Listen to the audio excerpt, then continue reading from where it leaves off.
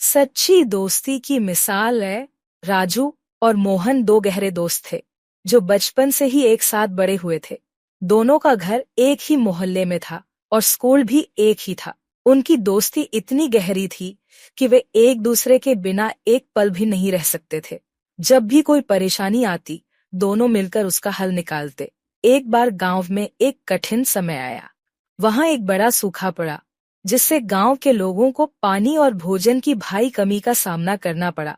राजू और मोहन के परिवारों को भी इस संकट का सामना करना पड़ा। गांव के लोग अपने अपने परिवार की चिंता में व्यस्त थे, लेकिन राजू और मोहन की दोस्ती इस समय और भी मजबूत हो गई। राजू के परिवार के पास खाने को कुछ नहीं बचा था। मोहन ने जब यह देखा तो उसने अपने घर का राजू ने आभार व्यक्त करते हुए कहा, तुम्हारे इस सहाय से हम ये कठिन समय काट लेंगे। मोहन ने हंसकर कहा, दोस्ती में आभार नहीं होता भाई।